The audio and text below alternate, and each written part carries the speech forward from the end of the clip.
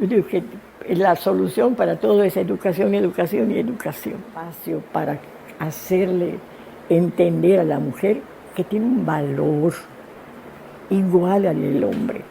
No estamos compitiendo con el hombre, estamos nada más reclamando un espacio igual al de él. A mis 92 años yo me siento bien, estoy sana física y mentalmente.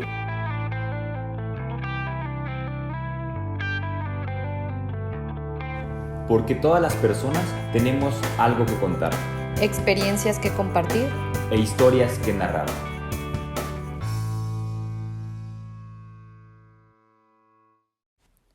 En este capítulo de Conversando tuvimos como invitada a la maestra Nelly Rosa Montes de Oca y Sabido, quien tiene una larga trayectoria de 52 años y se le han dado numerosos reconocimientos como maestro distinguido en el 2022. En este espacio, la maestra Nelly nos compartió tanto su vocación como su experiencia en la docencia, pero también cómo fue ser la única mujer diputada en la legislatura del Congreso del Estado de Yucatán y siempre abogando por la educación, pero en especial por el empoderamiento de las mujeres a través de ella. Espero que escuchando a la maestra Nelly puedas aprender tanto como yo lo hice. ¿Qué tal? Muy buenos días, bienvenidas, bienvenidos. El día de hoy estamos en un nuevo capítulo de Conversando y el día de hoy nos encontramos con la maestra Nelly Rosa Montes de Oca y Sabido. Ella nos invitó aquí a su casa y pues vamos a estar platicando con ella. Ella es profesora de primaria, de secundaria, se ha enfocado más en la parte de la educación, pero también tiene un lado donde ha recorrido un camino sobre la política y en la administración pública. Ha tenido también una amplia trayectoria de 52 años y últimamente pues también le ha dado reconocimientos por esta labor docente. Y pues muchas gracias, maestra, por habernos invitado el día de hoy y pues esperemos que puedan disfrutar esta charla. Muchas gracias, maestra. Mucho gusto. Es un placer recibirles. Gracias. Muy bien. Maestra, pues muchas gracias por habernos abierto sus puertas, iba a decir, abierto sus puertas. Y bueno, como bien le comentaba Jorge, pues más que una entrevista, pues nos gustaría como platicar con usted sobre su experiencia, sobre todo lo que ha hecho. Y a mí, me di a la tarea de investigarla, de buscar. He visto que le han hecho un montón de entrevistas, sobre todo en este último año, que le han dado... Sí, que le han dado muchos reconocimientos. Ya en su momento, si gusta, pues nos platica debido a que le han dado esos reconocimientos. Pero a mí me llamó mucho la atención algunas cosas que dije, le voy a preguntar a la maestra, quiero que me platique más a detalle. Y entre ellas me llamó muchísimo la atención algo que usted dijo en una entrevista, donde decía algo así como... ¿por qué o cómo o en qué momento a mí me empezó a gustar tanto o empecé a amar tanto mi profesión para dedicarme 52 años de mi vida a eso? Entonces a mí me gustaría que nos pudiera compartir en qué momento surgió esa motivación o esa espinita de decir yo me quiero dedicar a ser maestra, o a lo mejor algo le pasó en su niñez, en su adolescencia, no lo sé. Más bien me gustaría que usted nos pudiera pues platicar por ahí. Bueno, tiene unos antecedentes muy amplios esto. Creo que se fue formando a través de mi crecimiento, de mi desarrollo. Cuando yo terminé de estudiar, cuando yo debía elegir carrera, era en el año de 1946. Entonces no existían muchas opciones para las mujeres, sobre todo. En realidad estaba nada más Clara Rodolfo Menéndez de la Peña para ser maestra o una carrera comercial en una academia para ser secretaria. Las opciones eran muy pocas. Eran muy pocas. La universidad estaba abierta, es cierto, pero yo tenía dos inconvenientes. Habían dos inconvenientes. Uno que era casi exclusivamente para hombres. Eran muy pocas mujeres, creo que solo era Totó Jiménez, la licenciada, una de las que habían, de las primeras que tuvieron una carrera universitaria. Pero yo decía también que aun cuando hubieran existido 1000 opciones, yo ya sabía lo que quería hacer. Cuando estudié en la secundaria Adolfo Cisneros Cámara, el segundo año, me dio clase la maestra Raquelita Cicero. Fue mi ídolo, fue el ejemplo que quise seguir. Primero porque era una mujer humilde, luego te voy a contar por qué me inclinaba yo por esa maestra también. Era una persona humilde de clase, de un pueblo, era muy adusta en su forma de vestir, hablaba con mucha propiedad, ella daba clases de español, entonces pronunciaba perfectamente, nunca levantaba la voz. Si nos iba a llamar la atención, nos llamaba en privado y nos decía algún error que teníamos, éramos niños de secundaria. Y yo dije, yo quiero ser como Raquelita Cid, quiero dar clases como Raquelita Cid, quiero hablar como Raquelita Cid. Pues terminé la secundaria y no teníamos que estudiar preparatoria, era paso ya para la normal. Mientras mis compañeras discutían qué querían y qué iban a hacer, yo dije, no, yo a la normal. Ya iba decidida. Ya iba decidida. Los 3 años de normal fui una buena estudiante, no excelente, pero muy buena, nunca reprobé. Me gustaba mucho el estudio, pero además en casa, a pesar de que éramos una familia muy numerosa, mi madre no nos ponía a trabajar, nos decía, la obligación de ustedes es el estudio. Ustedes lo único que tienen que hacer es estudiar. Todo lo demás, y éramos 7 hermanos, pero nadie tenía obligaciones más que estudiar. Y me imagino que eso fue también un factor para que usted decidiera seguir estudiando, ¿no? Sí. O sea, que en su casa también la Exactamente. Y quiero decirte que en ese entonces no se iba desarrollando, por ejemplo, el deseo, yo quiero ser estudiante para servir, para apoyar a la gente, para enseñar. No, yo quería ser, porque me gustaba la personalidad de esa maestra. No tenía conciencia de la responsabilidad de ser maestro. Y luego, pues por no quedar mal con mis padres, más bien con mi madre, que era la encargada de ver que estudiemos y de que nos compraran los libros por papá, y estaba pendiente de todo, de nuestra ropa para ir limpia, de los uniformes. Entonces me sentí obligada a cumplir con eso. Terminé mis estudios y me fui a trabajar a Jalachó. Jalachó era el lugar más lejano que había. En esa época no había ninguna carretera, solamente era el tren de Campeche el que podíamos llevar. Y teníamos que vivir en la comunidad. Entonces yo todavía tenía aquel gusanito de que, bueno, le voy a dar a niños de primaria, pero yo quería darle clase a jóvenes, no esa era mi intención, como de secundaria, como hacía Raquelita. Y me vi trabajando primer año, desde que llegábamos, como a nadie le gustaba el primer año, a las nuevas les daban el primer año. Los que apenas iban a empezar a escribir, ¿no? Los que no sabían ella hablaban maya casi todos, porque iban de comisarías de Jalachó. Jalachó era un pueblo pequeño, pero tenía muchas comisarías. Y eran pocas, eran 2 escuelas nada más en Jalachó, una federal y una estatal. Allá fue donde surgió el amor a mi profesión. Cuando vi a esos niños, y siempre lo decía yo, y luego me comentaron lo que yo había dicho, unos niños con sus caritas sucias y sus miradas limpias. Es cierto, los niños iban sin zapatos, todos mocudos, todos, pues niños que tenían que caminar para llegar hasta la escuela. Era piel roja, la de por allá, el Cancap, cuando en época de lluvia y todo, llegaban sucitos los chiquitos. Pero allá fue cuando entendí la responsabilidad de ser maestro, de ayudarlos para que pues tengan un futuro mejor.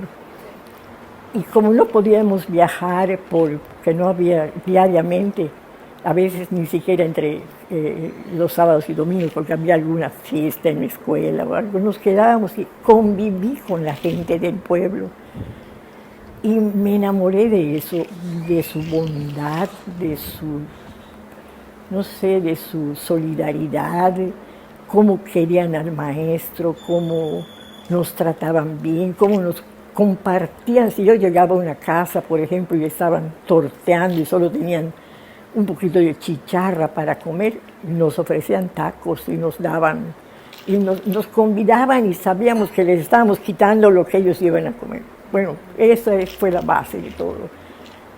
Y dije, desde ese momento me dije, yo quiero trabajar y que a mí esta experiencia le sirva a otras personas. Porque viviendo en Mérida y teniendo, no de sobra, pero lo mínimo, nunca hizo falta pan en la mesa de mi casa, dinero para los estudios, para los camiones, y atención de mis padres. Entonces no se imagina uno cómo vivía la gente, cómo había pobreza en nuestro estado y cómo necesitaban esos niños de alguien que los guíe para salir de ese nivel que era terrible, de falta hasta de ilusiones, falta de estímulos. O sea, veía la diferencia entre Mérida y allá. Sí, y me dije, si yo tengo la oportunidad de usar licencia en la escuela normal o en una secundaria, pero la maestra, la que va a ser maestra, tiene que conocer su estado para que sepa las necesidades, tiene que conocer su entorno para que vea cómo apoyarlo para que se desarrolle económicamente. Creo que tenía yo la mentalidad del maestro de hace muchos años, de que era el líder y era el motor del desarrollo de la comunidad. Así pensábamos en esa época. Y posteriormente la vida me fue llevando por distintos caminos. Era muy difícil salir del pueblo. Yo hice 7 años en Jalacho, estaba encantada, pero mi mamá quería que yo regresara a Mérida. En eso me casé, tuve a mi hija, ya quería yo estar en Mérida. Y comencé a hacer mis trámites. En una de esas, un maestro que trabajó conmigo en Jalacho, luego pasó a Mérida y fue el líder sindical. Y ese señor fue, también es una historia muy chévere. Cuando llegué a Mérida estaba en su punto más álgido un movimiento sindical. Los maestros salíamos a las calles, a manifestaciones, paros. Creo que era época de ¿cómo se llamaba? El suegro de doña Carmita, el que le decían Chempó, se llamaba, pero tenía su apodo. Era maestro, pero no se decidía por ayudar al magisterio. No había, también el Estado, acuérdense que tuvo épocas muy difíciles económicamente. Entonces fue en esa época en que este maestro que dirigía ese movimiento estaba en el sindicato y él me ayudó a obtener plaza en Mérida. Y ya tuve plaza en Mérida.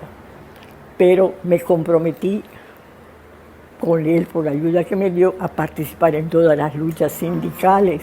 Y de allá pedíamos aumento, no teníamos servicio médico, no teníamos aguinaldo. Yo empecé ganando 7 pesos 20 centavos diarios, que no alcanzaba, solo el pasaje para Jalacho era de 1.50. Así vivíamos los maestros con sueldos muy malos, sin servicio médico, sin prestaciones, y lo que es más terrible, estábamos sujetas porque la mayor parte éramos maestras, al acoso de los inspectores de las escuelas, que para que te trasladaban a Mérida tenías que acceder a sus pretensiones. Sí. Entonces, todo eso me fue también motivando para participar en las cosas sindicales. Y allá tuve oportunidad de ocupar puestos de dirigencia sindical.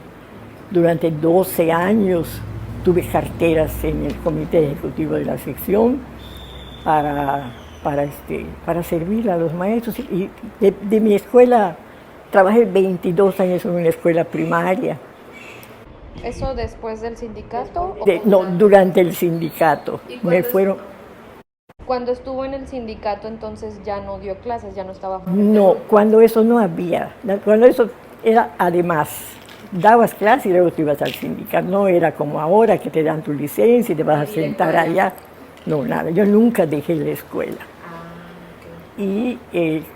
Pero sí salía yo de la escuela y me iba al sindicato y viajábamos fines de semana a las poblaciones del interior del estado.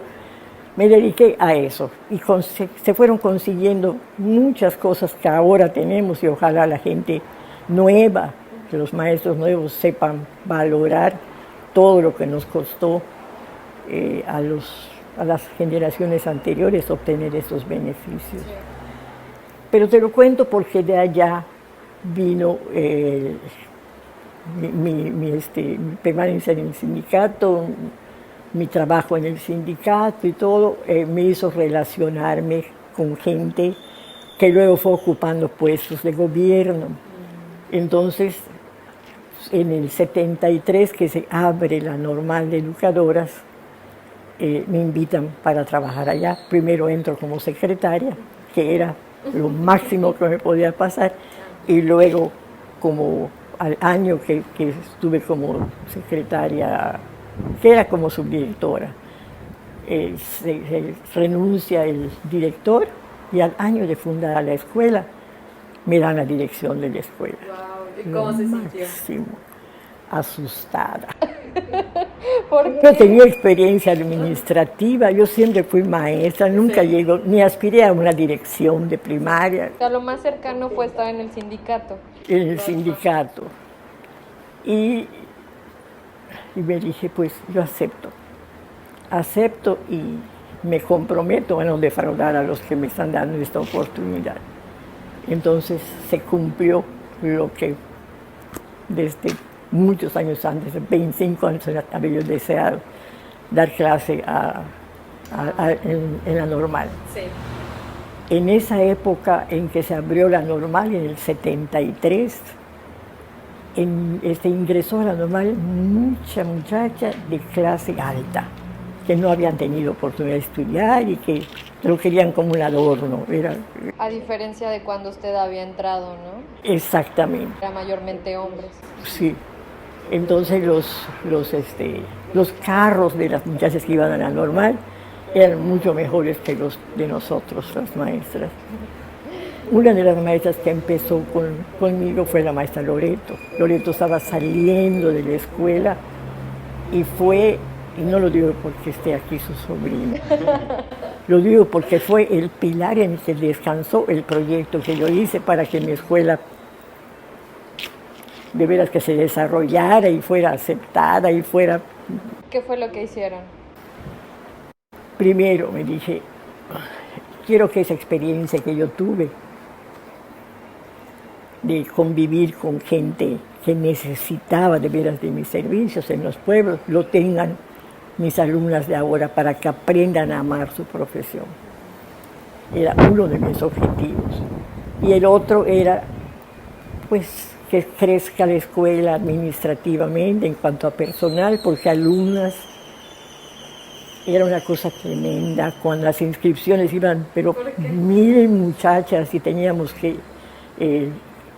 al segundo año de la escuela ya teníamos a 750 alumnas. ¿Y si tenían cupo para tanto? Pues no teníamos instalaciones.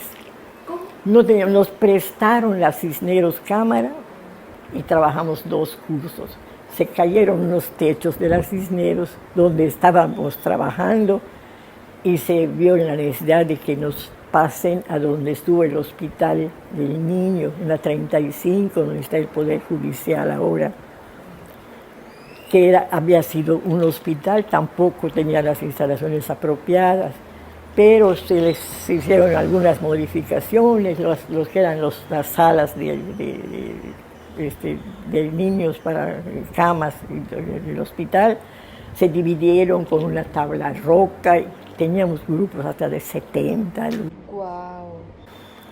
Entonces, ¿cómo íbamos a hacer para que el gobierno se interesara en ayudar?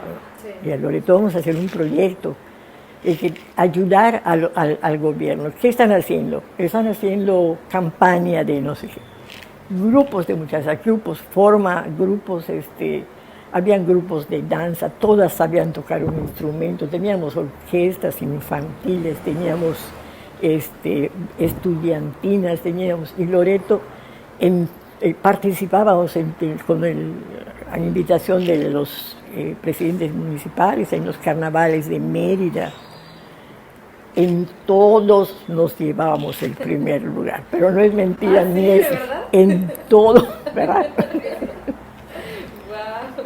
Participábamos en los desfiles el 20 de noviembre, porque los de septiembre eran siempre cívico-militares, y los de noviembre eran deportivos, pero podías hacer allá muchas cosas que se le imaginaban a Loreto y a mí.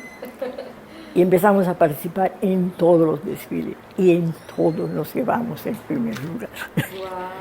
Entonces se sentían obligadas las autoridades con nosotros, que los sacamos de decir, que llegó el presidente de Europa Occidental y no sé qué, que se va y hay que despedirlo. ¿Qué hacemos? Que llamen a las educadoras, un camión de educadoras, 50 educadoras, para ir al aeropuerto. Que hagan unas banderitas con el... Bueno, pues que salíamos rápido, había una muchacha, estaban con nosotros las chapurlas, muchas muchachas de dinero que tenían empresas y todo, telas y todo, y todas a cortar banderas. Al día siguiente, tempranito, ya estábamos en el aeropuerto, todas con sus manos. Se sentían obligados ellos, y así Loret de Mola nos trató muy bien, iba a la escuela, le encantaba ir allá, la amiga Berta, que era su esposa en el DIF, las veces que nos llamaban, mandábamos allá de decanes y teníamos nuestras escoltas y invadimos todo. Todo el estado. Teníamos nuestro coro para las escuelas, eran muchachas muy bonitas también, había donde. Entonces, en todos los eventos deportivos nacionales, en los eventos del sindicato, de congresos, eran las muchachas, eran las edecanes, las muchachas cantaban, las muchachas, todo. Entonces nos dieron nuestro local. Por eso digo que Lore fue uno de los pilares, porque ella tenía una imaginación, una creatividad. Siempre le digo que el nombre de la escuela, ella lo debió llevar. Bueno, pero te digo que entonces, ¿cómo iba a ser para que estas niñas que vivían aquí, vivían muy bien, tuvieran contacto con el pueblo? Sí. Entonces me ocurrió el servicio social. En el último año de la carrera, las muchachas iban a todo un salón, escogíamos una comisaría de Mérida, donde pudieran trasladarse fácilmente y sin costo de pasaje, con determinado número de habitantes. Y ellas aprendían desde hacer el oficio para solicitar al ayuntamiento el permiso, luego sus cartas de presentación para el comisario municipal. Después hacían una investigación de las necesidades de la comunidad en educación, en salud, en economía. Eran 5 áreas. Ya que tenían toda la problemática de la comunidad, determinaban qué aspectos se dividían ellas en 5 equipos y cada una iba a escoger qué actividades iba a hacer para tratar de de apoyar en la solución del problema. Pero para eso hacían festivales en la comunidad para motivar a la gente y lo logré. Y logré de veras que las muchachas que al principio como que no querían, sábado y domingo se hacían las festividades allá. Quedaron también. Creo que todas las generaciones son de educadoras que aman su profesión. Sí, que no es simplemente dar clases por dar clases. Exactamente. Esa fue la satisfacción más grande que he tenido. Y que se debió a que me manden a un pueblo. Sí. A su primera experiencia. A mi primera como experiencia. Docente, como maestra. Sí. Wow. Pues la verdad es que sí, con esto que nos ha compartido, bueno, me gusta mucho que nos comparta esta parte de que no es solamente como el dar clases por dar clases, ¿no? O por tener un ingreso para que... O por tener como un trabajo estable y pues se acabó. Además, porque todos lo queremos, pero por apoyar, por ayudar. Sí. Y también reivindicar la figura del docente, ¿no? De la maestra. Sobre todo, allá en el caso de la escuela preescolar, toda la gente ya solo van a jugar, las educadoras, solo van a jugar, cobran, nada más van a jugar. Es cierto, es una etapa importantísima en la vida de la persona. Todo lo que les decía yo, machacaba yo mucho con las muchachas esto. Digo, el niño puede hasta crecer sin maestro, si el maestro le va a crear traumas. Entonces hay que tener mucho cuidado con lo que se hace con un niño, porque así como podemos ayudarlo y motivarlo para guiarlo, encauzarlo para el camino, podemos también causarle mucho daño si cometemos errores en su educación. Y además que piensen que no todas ustedes van a trabajar en un jardín de niños donde reciban a un niño perfumado, a un niño muy bonito, a un niño que ya en su casa se le apoya, ¿no? Si les mandan a un pueblo, van a tener que aprender a amar a los niños, aunque estén mal vestidos, aunque no estén limpios, aunque tengan piojos, pero esa es la labor de ustedes, tratar de cambiarles la vida. Sí, es una responsabilidad muy grande, justo como lo que nos compartió hace un momento, cómo a usted se le quedó muy grabado la experiencia que tuvo, la vivencia que tuvo con su maestra, ¿no? Con su maestra Raquelita, ajá, y que eso la definió a usted para decidir ser maestra o no ser maestra, exactamente. Entonces, así de grande es el impacto que pueden tener, pues, los maestros y las maestras en nuestra vida, ¿no? En diferentes etapas de la vida. Sí, claro. Me gustaría, maestra, también que nos pudiera compartir, por ahí leí, después de haber sido directora, no sé si de la normal, no sé si regresó a las aulas, o qué fue lo que sucedió después de... Yo nunca era directora, pero también daba clase. Acá en Yucatán no había forma de continuar nuestros estudios en el ramo educativo. Estudiaba la normal y el que podía y tenía medios se iba a México, y en las vacaciones en la Normal Superior de México se preparaba estudiaba una licenciatura para trabajar en secundaria. Pero yo no podía viajar allá. Entonces, nada más la experiencia, lo que aprendí, cosas buenas y errores de los maestros que trabajaron conmigo, que me di cuenta que no debía yo cometer. Siempre cuento una anécdota que me impactó de veras. Entre el lapso de tiempo en que me quité de Jalachó y me dieron en Mérida, hice unas licencias mientras me daban plaza aquí, y en una fui a trabajar a Molas. Molas, que está ahora a 10 minutos de aquí, era un camino empedrado y tardaba uno muchísimo en llegar.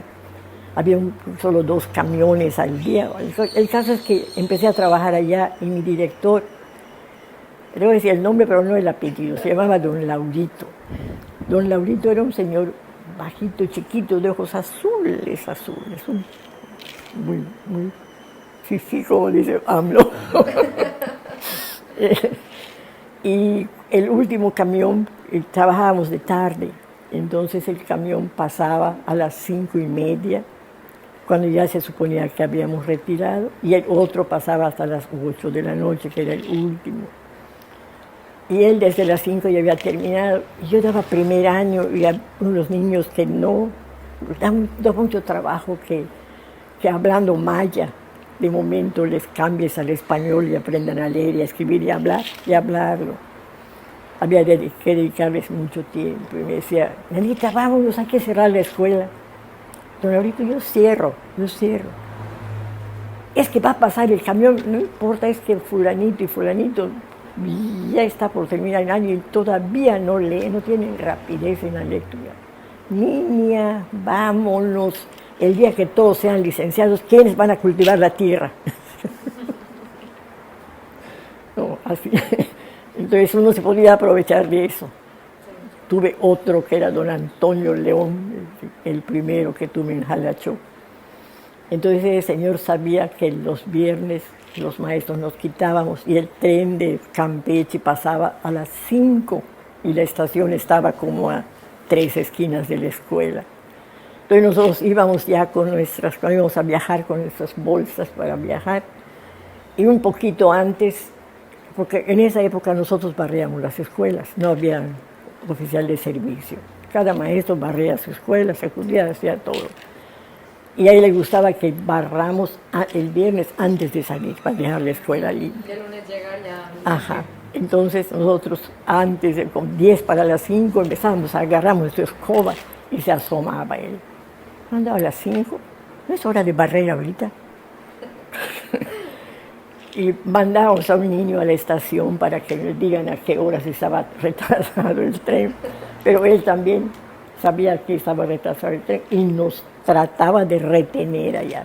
Las ventanas no se cierran hasta después de las 5. Así. Malo. Pero pues, de todos aprendemos. Maestra, me gustaría que también nos pudiera platicar, por ahí estuvimos investigando que aparte de ser docente, aparte de ser directora de primaria, de secundaria, que estuvo involucrada también en la política. Entonces me gustaría que nos pudiera platicar cómo fue su experiencia. Muchas de esas, la vida me fue, como te decía yo antes, me fue llevando por esos caminos. Ya en el sindicato se da uno a, ¿qué te diré? Se relaciona uno ya con... Pero además en esa época los sindicatos estaban casi, ¿qué te diré? Comprometidos cada sindicato con un partido. En esa época era el PRI el que intervenía en todo. Entonces los maestros teníamos que votar por el PRI. No pensábamos, también no había muchas opciones. El PAN al principio, muy al principio, solo era de ricos acá. Después fue creciendo, fue teniendo diversidad de niveles, de personas de niveles económicos. Entonces, tenía yo que optar por conocer el PRI. Entonces comencé a ir a unas clases que daban en la Casa del Pueblo para conocer la ideología del partido. Y en realidad la ideología del PRI es de solidaridad, hasta un poco comunista, porque te habla mucho del pueblo y me gustó. Entonces, cuando iban a haber elecciones, siempre a cada sindicato grande se le daba la oportunidad de tener un representante en el Congreso.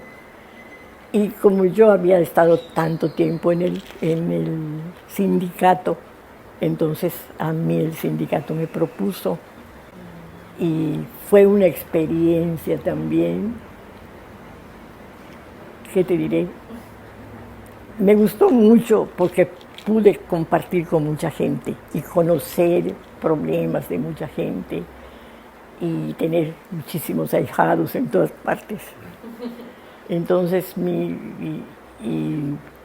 proponer al gobierno en sus programas de gobierno las necesidades de la población del distrito que me tocaba.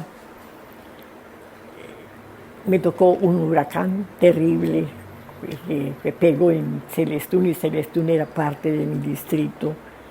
Allá pudimos ayudar a mucha gente, fue muy satisfactorio poder convivir con ellos y buscar dónde se iban a alojar y ver que tuvieran comida. Yo tenía 2 puertos, Cizal y Celestún, tenía Tetisco, Lucmá y parte de Mérida. En Mérida no tuve tantas experiencias como fuera de Mérida, en los otros municipios. ¿Hay una que se le haya quedado muy grabada? ¿Alguna situación o alguna experiencia que haya dicho, uy? Sí, pero... Si quiere contarlo, si no, no se lo pregunto. Sí, porque muchas veces, bueno, en el Congreso tuve una experiencia muy bonita, una que voy a contar.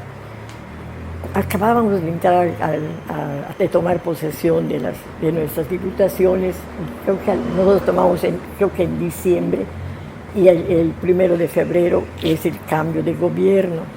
Entonces iba a entrar el licenciado Manzanilla Schaffer y salía Víctor Cervera.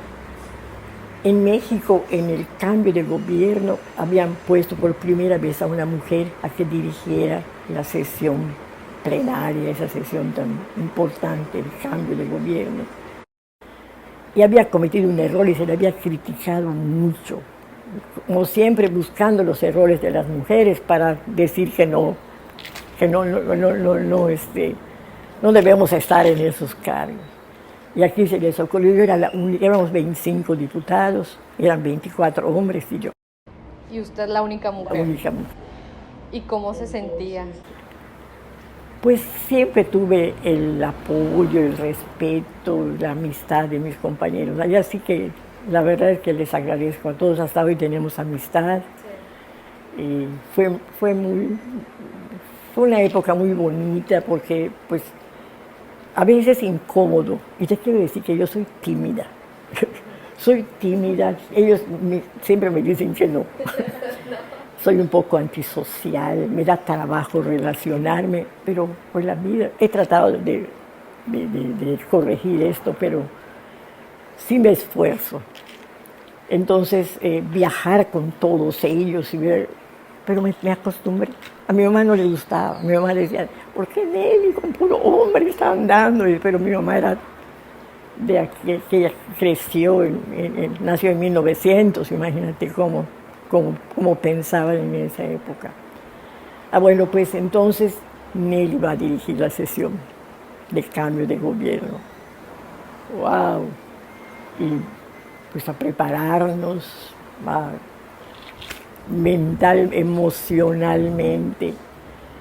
El Peón Contreras, con visitas de todos los gobernadores de México, a mi lado el presidente de Estados Unidos, en el otro, sí, y bueno, pero ¿sabes con qué me curé? Con un té de hojas de naranja.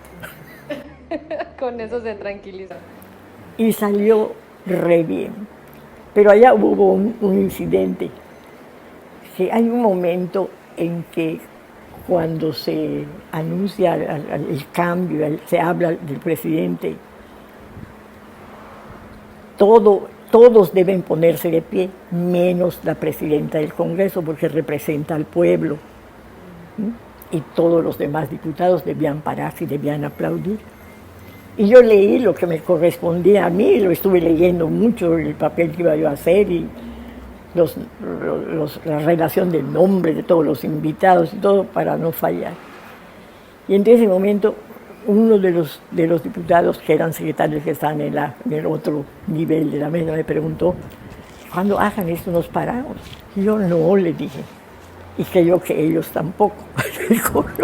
Entonces en el momento de que todos se levantan y se debían levantar los diputados, nadie se levanta y nadie de ellos aplaude.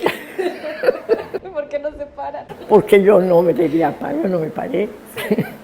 Y luego me reclama, digo, pues ¿por qué no leyeron el guión de ustedes? Tú me preguntaste si nos paramos. Y dije, yo no, te dije. Yo no, pero ustedes sí. Wow. Y otros incidentes que me alejaron de la política. Pero sí, no me gustó. Después de que hice tantas reuniones para captarlas y me entrevisté con tantas gentes que me plantearon sus problemas, a la hora de hacer los programas de gobierno no los tomaban en cuenta. Entonces uno quedaba mal con la gente, tenía que estar luchando para ver qué. Y con el huracán, cuando mandaron los apoyos, también hubo cierto problema. Pero me dio oportunidad en el Congreso de apoyar algunas leyes, de participar en unas reuniones a nivel del sureste con todos los diputados. Dicen, en la vida todo tiene un lado oscuro y un lado claro. Que justo era lo que le iba a preguntar, maestra, que, bueno, me imagino que dentro de ese tiempo que estuvo como dentro de la política, pues obviamente veía muchas problemáticas. ¿Había una en especial que le interesara o por la que trabajó mayormente? Sí, el apoyar a la gente, la solidaridad con la gente, la atención a los problemas graves de la gente. Y el aspecto educativo, que siempre luché porque remodelen las escuelas, porque les pongan baños, porque todo lo que veía yo que hacía falta en educación, pues era mía. Pero además no pedí licencia. Yo tuve la suerte, por eso yo nunca abandoné mi escuela. ¿Se seguía dando clases? Yo seguía, sí, pero porque en la escuela trabajábamos 2 turnos, de 7 de la mañana a 9 de la noche. Entonces, si yo me iba a mi sesión del Congreso en la mañana, dejaba la escuela, pero toda la tarde estaba en la escuela. Y si alguna vez tenía yo que hacer algún viaje con el gobernador y todo a los distritos, que era, por ejemplo, en la mañana, en la tarde iba, y cuando tenía, fui así, nunca dejé abandonar la escuela ni pedí licencia. Wow, ¿cómo le hacía? Estaba yo todo el día todo el día. Por eso ahora, en que me siento afortunada, porque a mis 92 años yo me siento bien, estoy sana física y mentalmente. Digo, bueno, pero hubo una época en que solo comíamos charritos y con queso, chile, con Coca-Cola, era nuestro almuerzo porque no había tiempo de ir a la casa. Sí. Y así, después, pues como ya estaba yo en política, fui también secretaria del Ayuntamiento de Mérida, con Gaspar Gómez, del 79 al 81.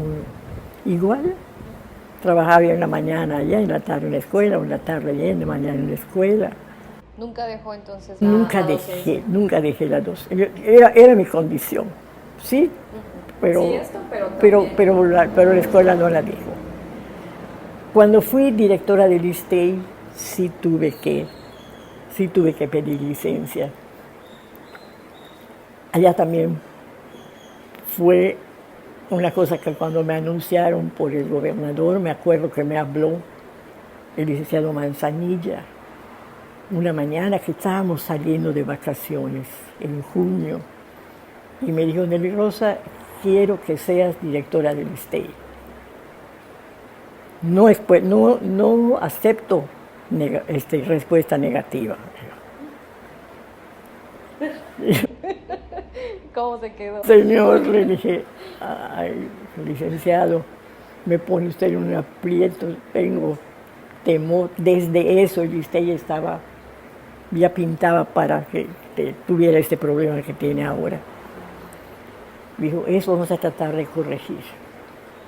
Y así fue, entramos allá y primero una limpieza en la nómina que estaba recargada de gente, de aviadores, y luego a empezar a hacer proyectos y todo. Pero había problemas entre políticos y que hicieron que renunciara el licenciado Manzanilla. Entonces, al renunciar él, apenas hacía 3 meses que estábamos nosotros en el ISSSTE, renunciamos todos y tardaron como otros 3 meses en mandarme suplente, pero se manejaban miles de millones de pesos. ¿Qué hago? Pensé. Entonces yo tenía un amigo que había sido secretario de ingresos de Mérida, de aquí del gobierno del estado, que se acababa de jubilar. Entonces, ese era experto en cosas de economía, y lo llamé y le dijo, ayúdame, vente de subdirector. Y trabajamos juntos, y él fue el que me apoyó mucho en esas cuestiones de economía, y salimos. Porque es un cambio muy, muy radical, ¿no? Bueno, por lo menos de ser docente ya traía la experiencia del sindicato, también de ser diputada. En el ayuntamiento, pues ya también sabía yo administración, de trabajar con los trabajadores, pero ya de economía y con el problemón que todos decían que iba a estallar. Pero no podía decirle que no al gobernador, un caballero, el gobernador. ¿Qué gobernador era? Manzanilla Schaffer. Yo tuve muy buena relación con los gobernadores porque te digo que la escuela ayudaba en todo. Estaban siempre ahí al pendiente. Siempre estábamos al pendiente. Y la escuela creció, ya tenía todo, tenía yo maestros, ya tenía toda una estructura administrativa propia de una escuela superior, con instalaciones. Pero además, si te muestro mi currículum, además era yo consejera en el COPLAD, en el INDECO, en el Colegio de Bachilleres. ¡Wow! Andaba en todos lados. Sí, y al ISSSTE, antes de que yo fuera, estuviera en el ISSSTE como responsable, cuando se abrió el ISSSTE, yo fui representante de los maestros en el consejo directivo del ISSSTE, así se conocía cómo había crecido y cómo había ido iniciándose, evolucionando en ese problema que tenía económico. Sí. Maestra, veo un tema como muy presente y muy recurrente de todo lo que nos ha platicado, desde las motivaciones de por qué decidió ser maestra, desde el momento en el que tuvo la experiencia en una comunidad lejana a Mérida, prácticamente desde toda su trayectoria, en todo su curso de vida, que es el empoderamiento de la mujer. Entonces, me gustaría que usted nos pudiera compartir qué opina del empoderamiento de la mujer a través de la educación, que por lo que había leído también es un tema que a usted le interesa y que pues de alguna manera lo ha impulsado, ¿no? Sí, mucho. Por ejemplo, el que hubiéramos padecido nosotros ese acoso de sobre todo la mujer joven, me impulsó a buscar alguna forma de evitarlo. Por ejemplo, en el caso de las maestras, era pues que hubiera un escalafón, que no tuviera uno que pedirle, oye, quiero acercarme a Mérida, sino que se ganara uno por puntos, por trabajo, por actividades que realizara a favor de la educación, que hubiera un escalafón para la mujer. Fue muy difícil, por ejemplo,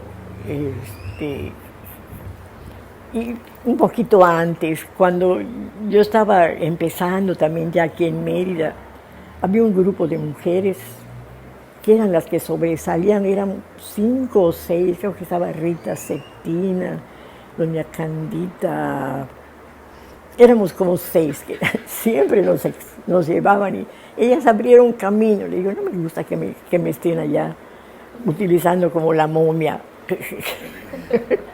Dejé de ir. No. y sí abrimos camino. Y sí pienso que a la mujer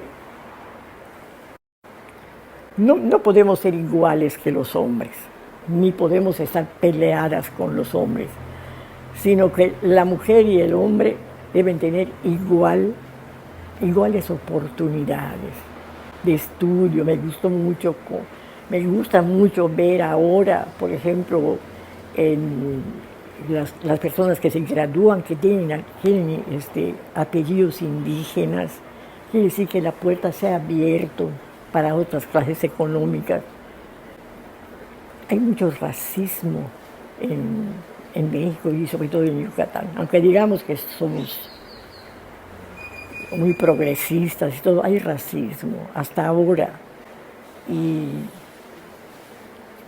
cuando yo trabajé en los pueblos, y tanto también cuando estuve como diputada, veía yo que a la mujer se le prohibía, por ejemplo, le decías a una muchacha, por un ejemplo, a una señora casada, oye, qué bonito está tu pelo, ¿por qué no te lo arreglas así, que te lo cortas? No, porque así le gusta a él. Pero a ti, ¿cómo te gusta? Pues a mí me gustaría, así como van a unos que se ponen sus rizados y todo, pero a él no le gusta. Y si las llamábamos una junta, por ejemplo, cuando estábamos en el servicio social, que se le invitaba para hablar del control de la natividad, eso se invitábamos a médicos, no las muchachas daban los temas. Hicimos un convenio con el Seguro Social y nos mandaban médicos para hacer las pláticas. Pero los hombres nunca iban a las pláticas. Y a la mujer no la dejaban. Y cuando empezó lo del voto, a la mujer en los pueblos no se les dejaba ir. Y si les pegaban, aceptaban que les peguen. Y cuando tenían muchos hijos y les decíamos, pero ¿por qué? ¿No ves que te da mucho trabajo y le estás quitando oportunidades? Si tuvieras 2, 3 niños, podrías ya mandarlos a la escuela, pero si tienes 7, ya no vas a poder. Es que a él así le gusta, para eso están para las mujeres, para tener hijos. Entonces eso me hizo pensar que la mujer debía sacudirse y para eso te tienes que estudiar. Porque mientras fuera ignorante y pensara que es su destino, porque así se les educaba, la mujer no estudia, la mujer está para trabajar en su casa y darle hijos al hombre.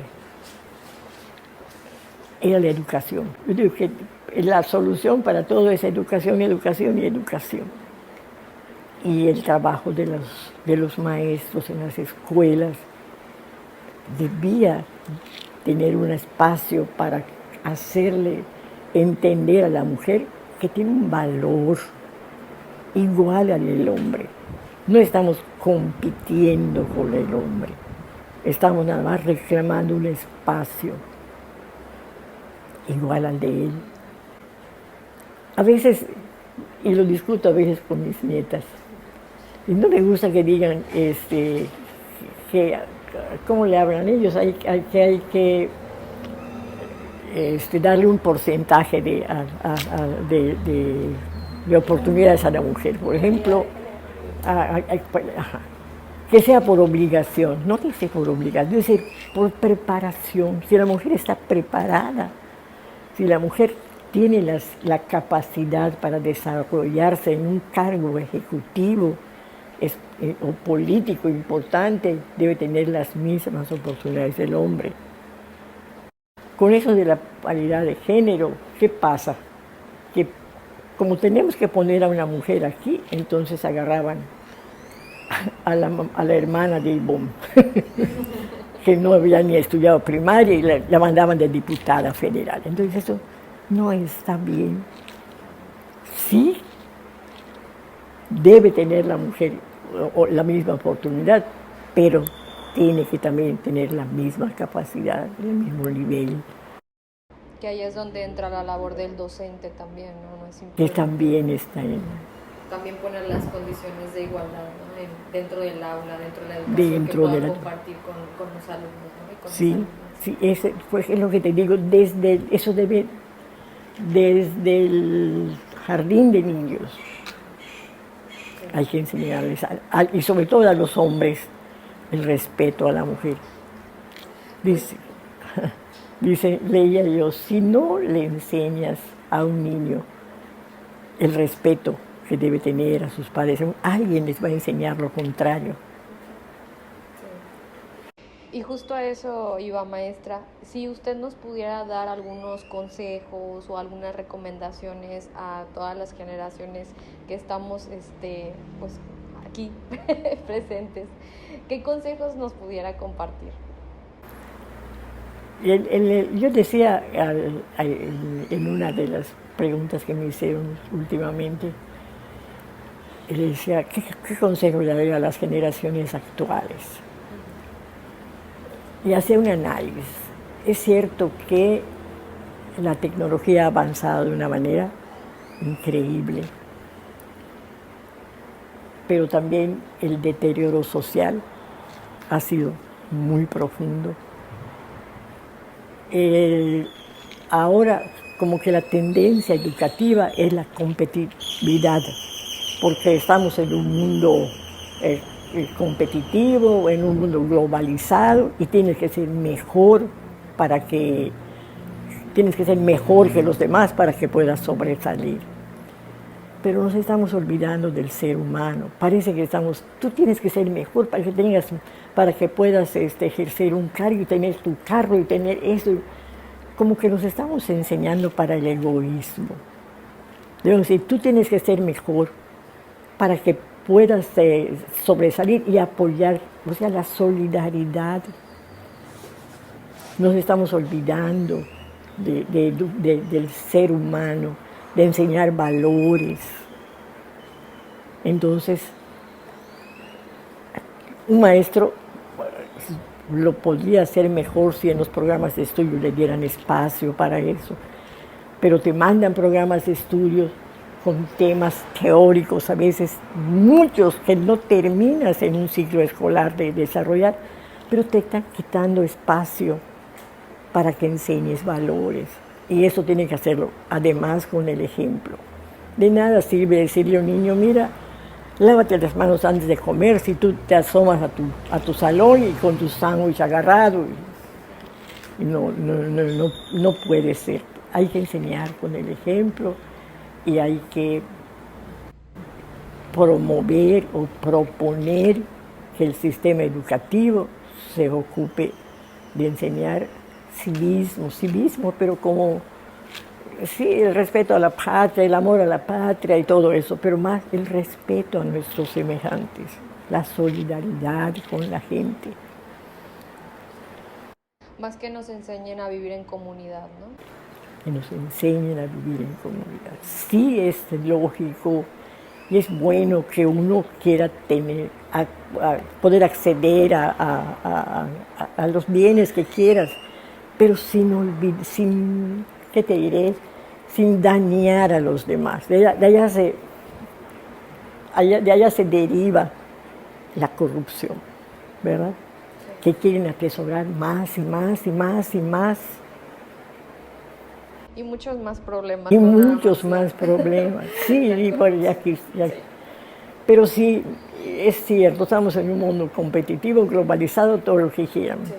Pero en los programas de estudio tienen que dejar espacio para los valores, para el ser humano. Hay tantas cosas, honestidad, lealtad, solidaridad, respeto, todo eso debemos tenerlo en cuenta en todos los aspectos, en todos los niveles.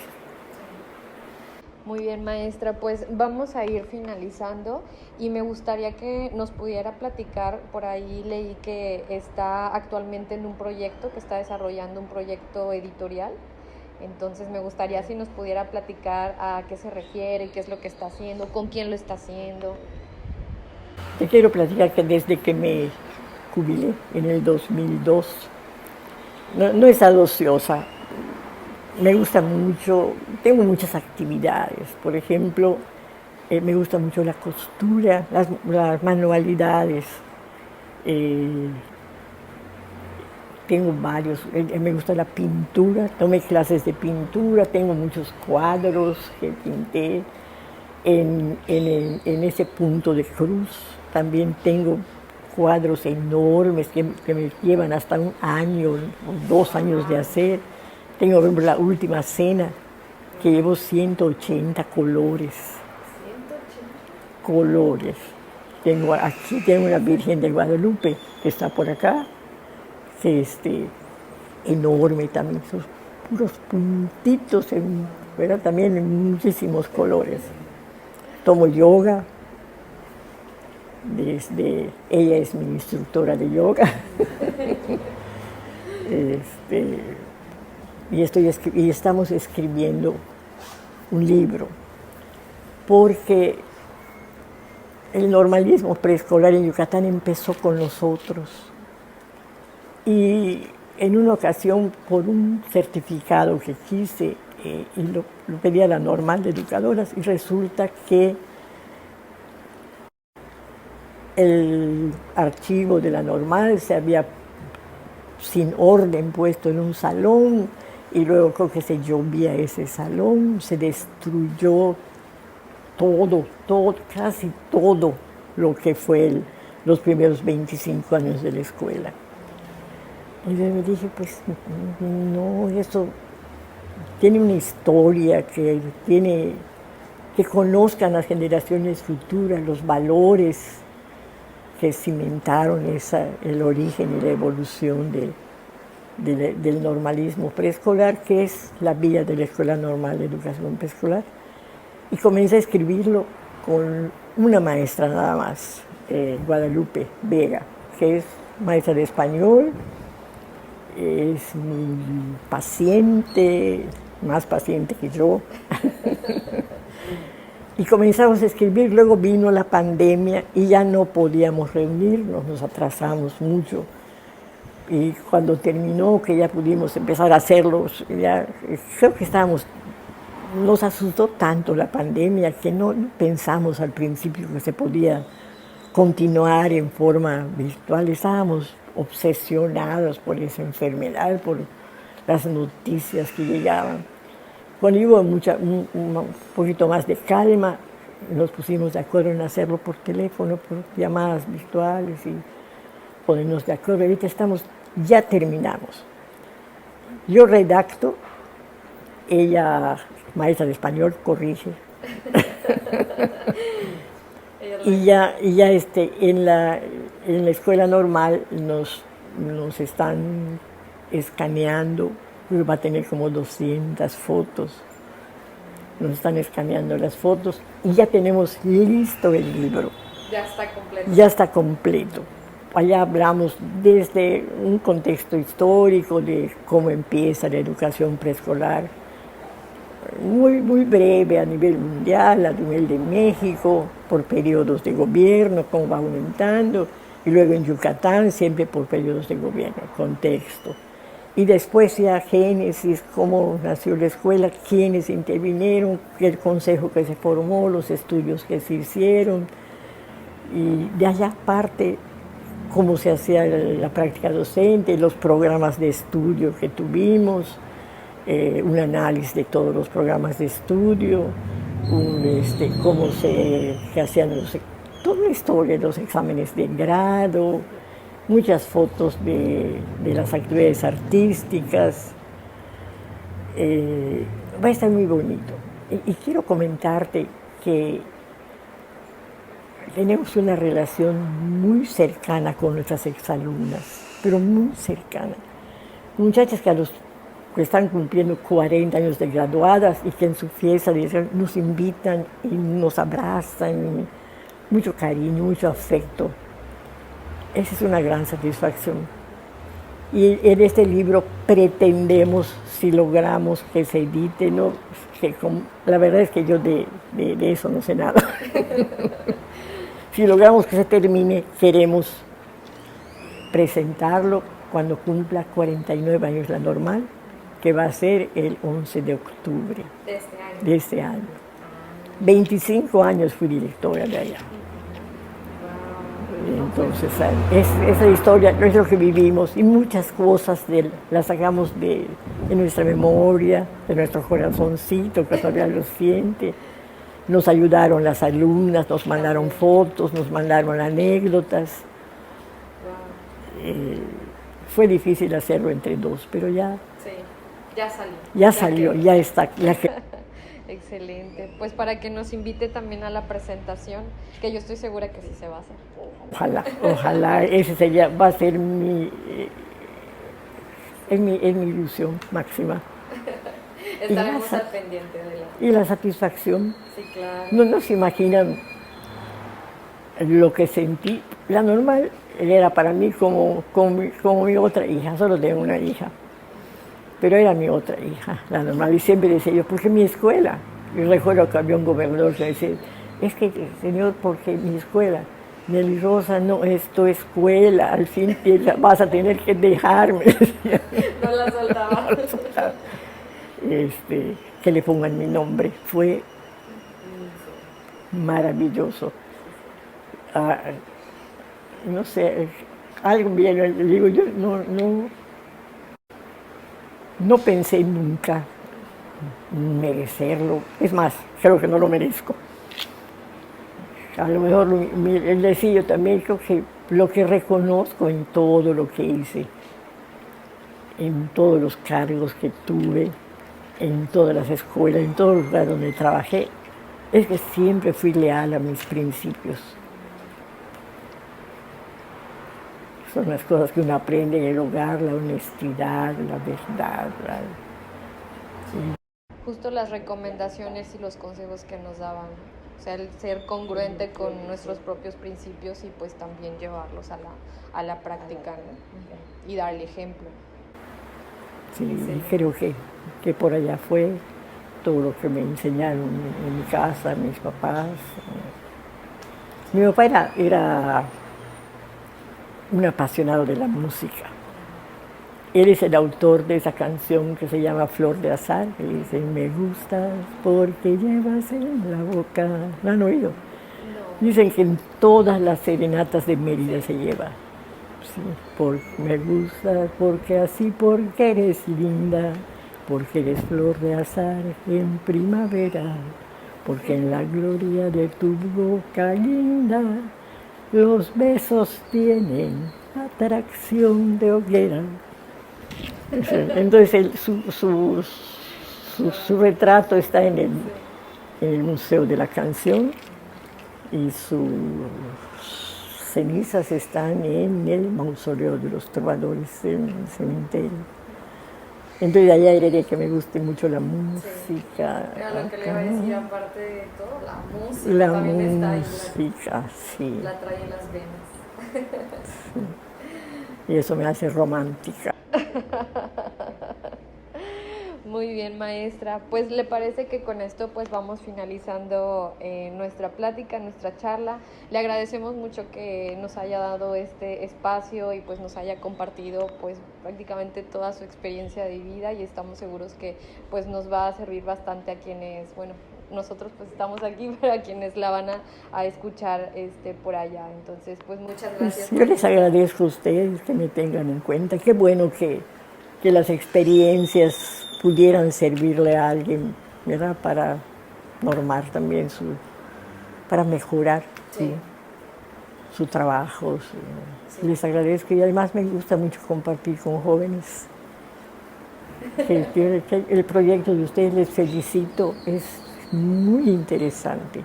Muchas gracias. Es muy bonito, porque la verdad es que en esta etapa de la vida en que uno dicen que se sienten casi invisibles, o como que ya no se les toma en cuenta, como que ya nuestras opiniones ya están pasadas de moda, pero cuando vemos que todavía podemos dar algo, nos sentimos muy bien. La verdad es que cuando tenemos amigos que nos hacen sentir que representamos algo en su vida, Es muy agradable, no estamos solos los ancianos. Yo le tengo miedo a la muerte, pero ya sé que es el final de... Todos tenemos que morir y qué bueno que dejemos alguna huella positiva de nuestro paso por este mundo. Que estamos seguros que todos podemos compartir algo, ¿no? Y que todos podemos aprender de todos. Claro que sí. Pues muchas gracias. A usted, encantada.